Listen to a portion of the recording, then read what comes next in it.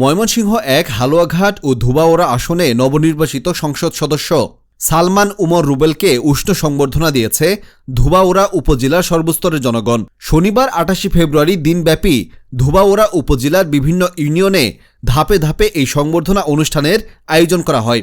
বিশেষ করে ঘোষগাঁও ইউনিয়নের তালতলী, বালিগাঁও বাজার এবং ভালুকাপাড়া, হাজংপাড়া, সিন্দুরা, ঘোগরার পারবাসী, জয়না বাজারের ব্যবসায়ীবৃন্দ, গোয়াতলা জয়না বাজার, গোয়াতলা বাজার, রঘুরামপুর বাজার সহ বিভিন্ন ওয়ার্ডে সংবর্ধনা প্রদান করেন।